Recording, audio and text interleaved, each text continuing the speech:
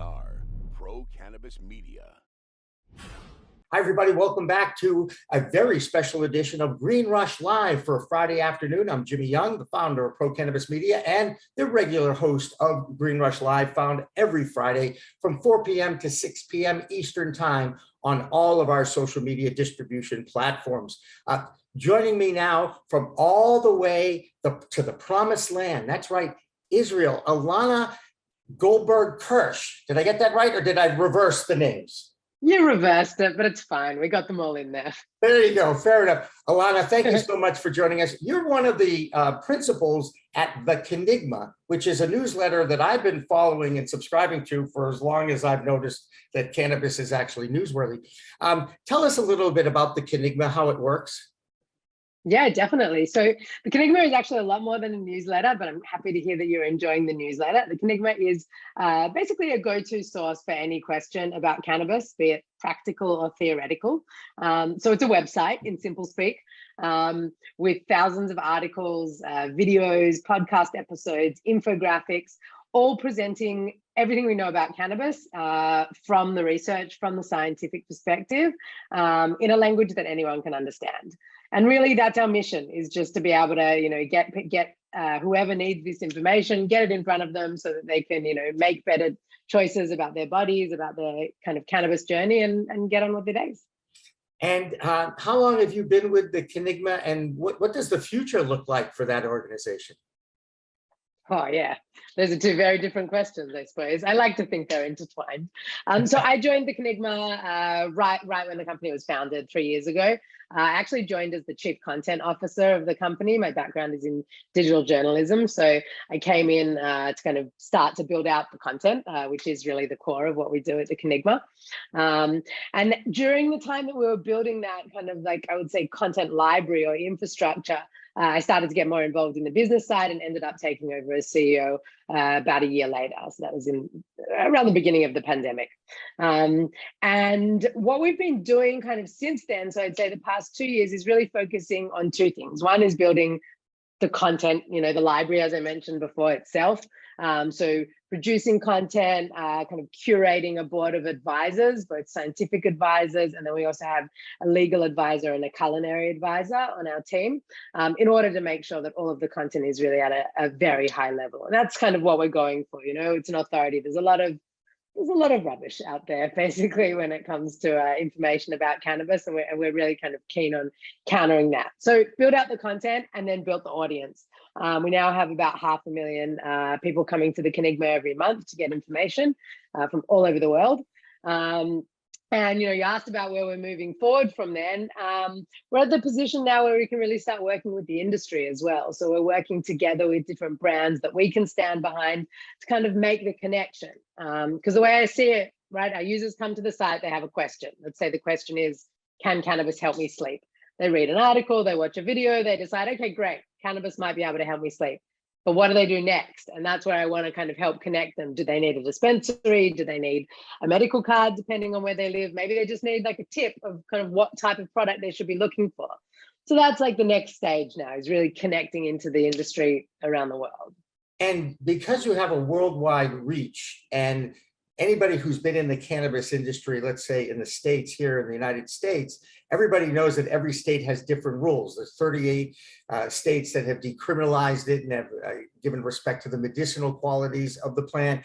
And then there's the 19 states that have at least given green light to adults to use it, what I can hope to be responsibly. I don't even like to use the word recreationally, because this is truly a medicine. How do you, as a journalist and a content producer, adapt your content when you know that every single person, wherever they are in the world, has a different set of rules that they live by, and obviously has a different role that cannabis plays in their lives? Yeah, it's a good question, and it's one that we tackle all the time. So I think there's a few different parts to it. So first of all, when it comes to the science, when it comes to how cannabis interacts with the human body, it doesn't matter where you are and what the rules are. If you're asking the question of, why cannabis makes my eyes red, it makes no difference whether you're smoking illegal cannabis or you're smoking, cannabis that you've been dispensed at a pharmacy, or you're smoking in California. recreationally.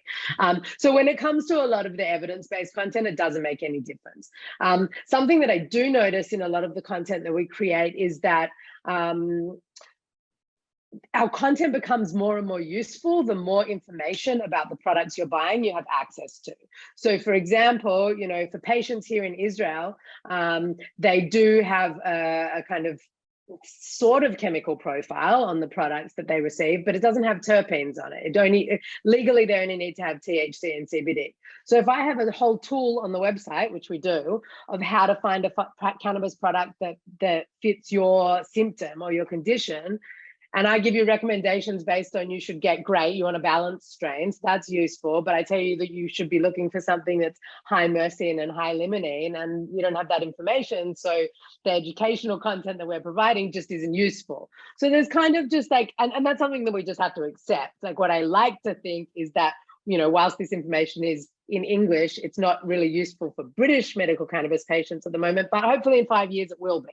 And, a lot of this information is evergreen, even though we'll probably know a lot more about terpenes in 5 years. So we'll need to update that. And then when it comes to anything legal, we have a different page for every single country and sometimes even state. So that's like really localization of content.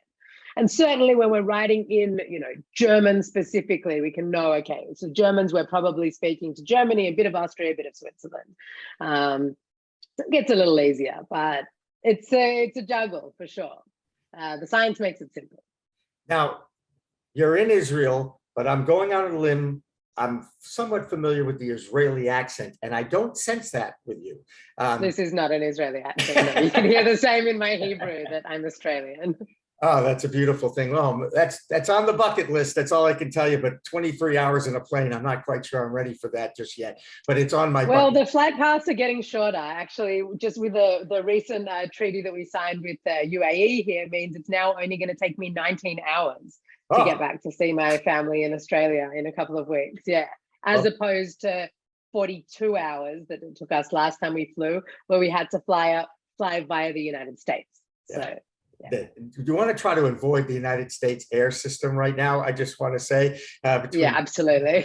Pilot shortages and overuse, and it's just a mess. Oh, the situation's no better here. They want me to come to the airport 5 hours before our flight. Oh my gosh, 5 hours. Woo. Yeah, with a 5-year-old and an 8-year-old. Let's not forget. Oh my, that is another reason why I'm really glad that I have a 31-year-old son. Thank you very much. He knows how to get on they travel better. And pay for his own ticket, I might add now, which is the best good. part. Yeah, mine did not do that.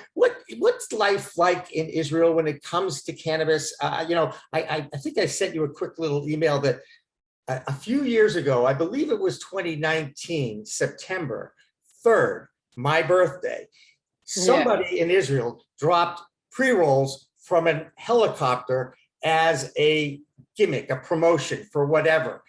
Drug dealers.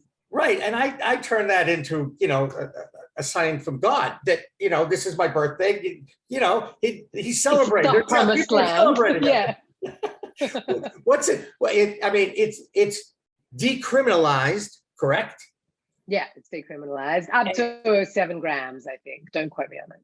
Gotcha, but that's okay. And 7 grams is 7 1-gram pre-rolls, so that's plenty of weed. Yeah, plenty of weed these days. And what is the future? Do you have any feeling for what the future may be for the evolution of the cannabis industry in Israel? I mean, we all know the science, and I'm going to ask you about that man who I know you know who I'm talking about in a moment. Of course.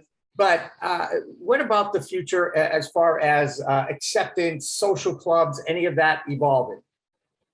Yeah, so it's kind of an interesting, fractured situation here at the moment. So cannabis for recreational use, as we were saying before, is decriminalized. There is a flourishing medical program. Often there's kind of some supply issues, but there's more and more patients signing up every year. And it's I would say, when I'm looking at it, comparing to global systems, it's fairly well managed. And the acceptance of cannabis as a medicine is very high in Israel. And I think a lot of that is kind of due to Mechoulam and his legacy and the amount of research that we do here. It's very well publicized. So if you walk down the street in Tel Aviv these days, and not just on a day that drones are dropping pre-rolls on the streets, you would be forgiven for thinking that cannabis was legal. It's a very cannabis-friendly city, Tel Aviv. Right. Easy there. Uh-oh. She knows how to use her mute button, which is very respectful, I might say, in a Zoom call. Yeah, it's for COVID reasons, you know? It's like instead of coughing like this, you just mute when you're coughing. That's a good move, actually. We used to, in the studios, we used to have a cough button, actually. In the top right. You could just It's the original mute button, I guess. That's right. That's right, exactly. Yeah, anyway, sorry, I didn't want to. No. You mentioned Mechoulam, okay? How is he revered? How is he perceived in Israel? Because around the world, I mean, I hear people thinking he should be nominated for the Nobel Peace Prize based on his scientific research in the 60s. Yeah, I hope I'm not going to cough in your ear again now. I think he's pretty well known. Like, you know how sometimes you get your like cannabis industry blinders on? Like everyone I speak to in Israel, anything to do with my work, they know Mechoulam for sure. There was a film made about him. I think there's like a bit of, Israeli startup nation type pride about having someone leading the way. Gotcha. Well, look at that. I feel so bad that she's having a coughing fit. I have this effect on people sometimes that, they don't want to hear me talk anymore. So they just start coughing. They hit the mute button, which I get, which is my signal to what they used to call in TV, fill, Jimmy. Fill, stretch, exactly. Stretch. It's the weed. It's not you. It's the weed. It's okay. It's okay. I'm comfortable with that too. Now, it's really, I got a quick personal story about Raphael Mechoulam, real quick. Two people that I'm friendly with, Marion McNabb, Dr. Marion McNabb, who heads up a research foundation group in Massachusetts, and Jessie Lynn Dolan, a registered nurse from Vermont, who's involved with the Vermont cannabis movement up there, as well as all the curriculum that's being built in that state. Both got a trip to Israel to meet him, and then he got sick. So they missed. Yeah, because I met them when they were in Israel for Cannex, right? In March. Yeah, but wait, hang on a second. You know Marion and Jessie Lynn. Yeah. That's right. Oh my God, that's so funny. It's a small space. And Marion and I go back to the very beginning in 2018, and we've maintained our friendship over the last 4 years. And Jessie Lynn and I have become close. And Jessie Lynn is our Vermont correspondent for our weekly We Talk news show, which is kind of how we connected. However, we'll talk more about that off air. Yeah, for sure. Jessie Lynn's doing some really interesting work on lactation in cannabis. Right. Oh no. Right. And they won't even publish it in the United States. Yeah, of course not. What a travesty. And by the way, the banking, those kinds of things, the stigma that still exists on a daily basis drives me nuts. Okay, and I'm not gonna get on my horse and start talking about that. But I do because I do sense that we're up against it. Plus, I don't want to push your voice much longer. I do want you to tell me how people can find out about your work and how can they sign up for the Cannigma newsletter, which I've been enjoying, for a long time now. Well, I'm really glad you like it, first of all. I think we're pretty easy to find, www.cannigma, CANNIGMA.com. That's the website. And then pretty much every social channel. If you want to go to the newsletter specifically, you can just go to cannigma.com/subscribe. And whatever, there's pop-ups on the website. We work out a way to make sure that the newsletter's in front of you. So just go check out the website. And if you want to get in touch with me specifically, I'm pretty active on LinkedIn, so easy to find me there. Yes, you are, and that's how we connected. And Elana Kirsch, thank you so much for joining us on this special edition of International Green Rush Live. And we're going to have more of that program in just a moment, so don't go away.